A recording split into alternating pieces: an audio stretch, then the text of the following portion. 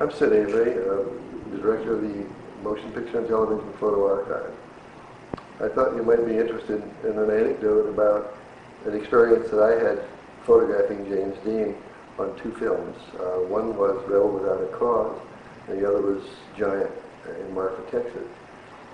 When I was given the assignment, my magazine editor told me that he had been very difficult to work with, and with a great many photographers, if they overpowered him, and he would have them thrown off the set. Consequently, they said, tread very lightly.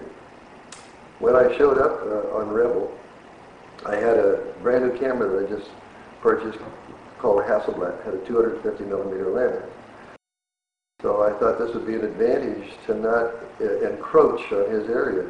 Consequently, I stayed quite a distance back, and I shot quite a few shots until at one point he recognized the fact that I was a distance away, and yet I was shooting, and he looked at the camera, and it was quite a rather a shiny, new-looking camera. So he came over and said, "What the heck is that?" And I said, "That's my new camera. It's a Hasselblad from Switzerland."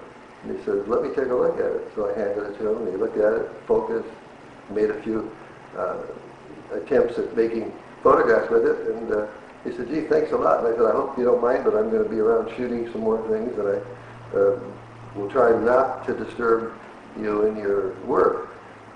He said, "I'll let you know if there's a problem." So I kept on shooting, and the more I photographed him discreetly, the more he cooperated with me and started performing for the stills. And it was a fantastic experience. And I took the pictures back to the editor, and they were very, very pleased. And they asked me if I would go, when Giant started shooting in Texas, would I go cover it, which I did.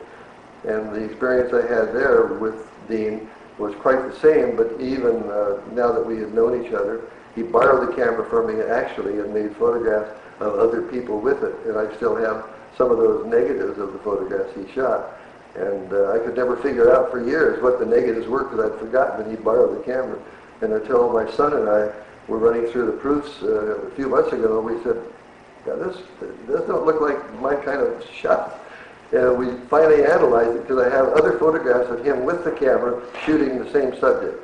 So consequently, this is rather a testimonial to Dean and the tremendous ability that he had to not only work with still cameras, but the extraordinary experience that I shared with others watching him perform in films.